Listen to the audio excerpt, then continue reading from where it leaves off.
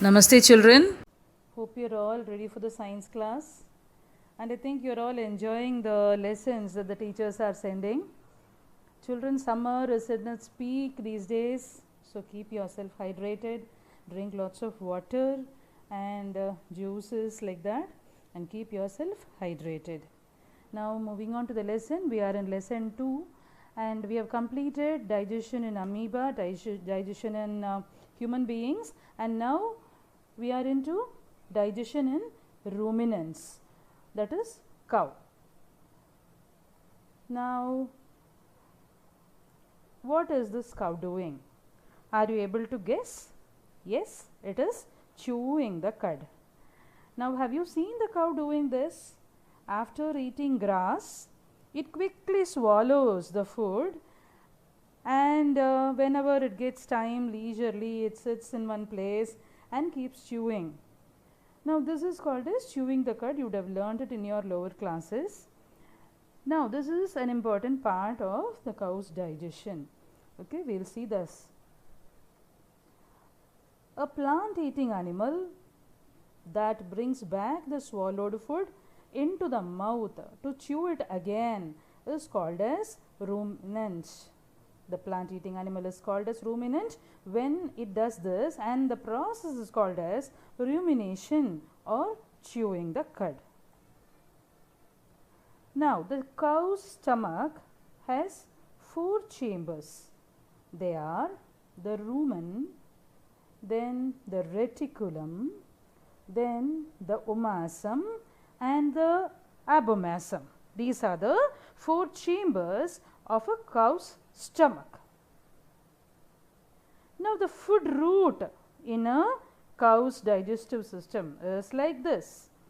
When the food is taken in by the mouth, through the esophagus it reaches into the rumen, that is without chewing much, it takes it to the chamber called as rumen, and here from rumen again whenever it gets time, leisurely, it brings it back to the mouth through the reticulum, and after chewing it well in the mouth, the reticulum opens into the chamber called as omasum, from where the digested food gets into the abomasum.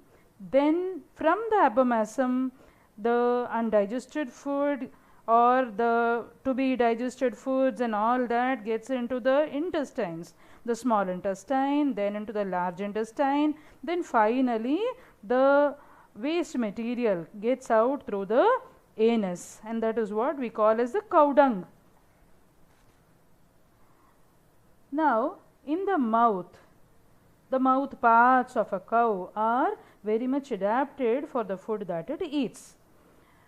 It does not have canine.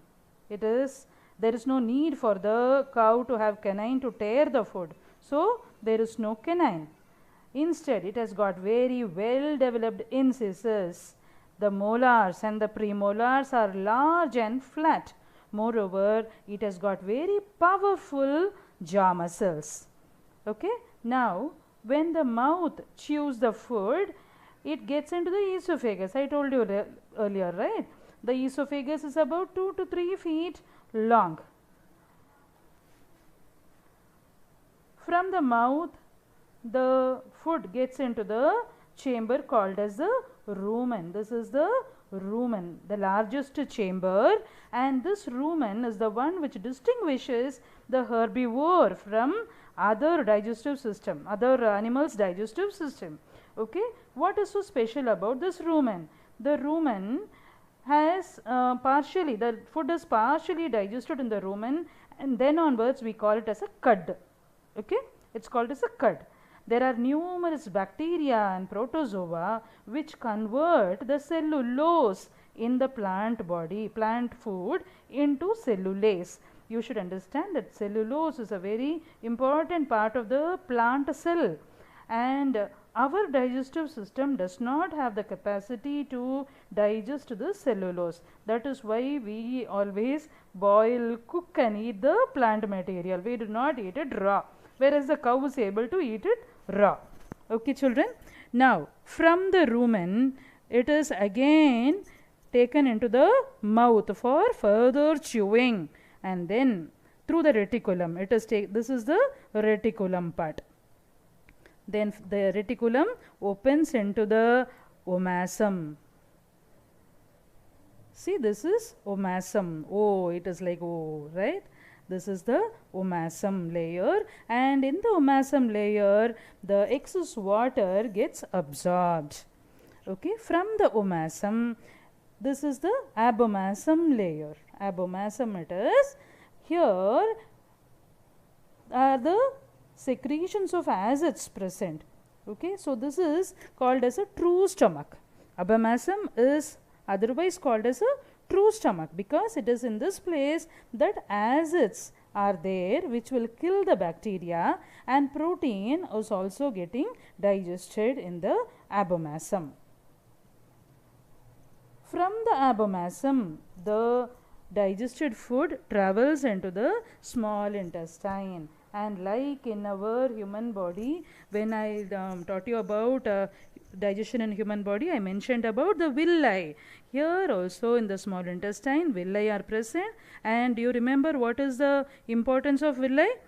They are finger-like projections which will absorb the nutrients from the food, and they also increase the surface area of absorption. Finger-like projections which will increase the area for absorbing the nutrients into the food material. Almost all the nutrients are absorbed in the small intestine, and it is in this place secretions of pancreas and liver is also poured, so that the digestion is fully completed and the nutrients are absorbed.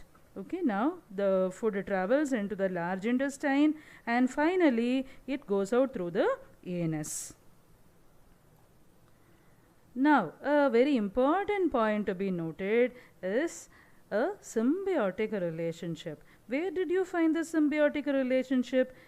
The ruminants offer food and allow the growth of microorganisms in their digestive system. I told you in this clippings, right, that the microorganisms are mainly responsible for the digestion of the plant material in the ruminant's body. The ruminants offer food and allow the growth of microorganisms in the digestive system, whereas the microorganisms help the ruminants to digest the plant food. So it's a very beautiful symbiotic relationship between the ruminants and the microorganisms. Now here are some key words, children. This will sum up the whole lesson, and learning this you can answer any 1 mark or 2 mark questions that will be asked during the examination. So children, we have come to the end of the lesson.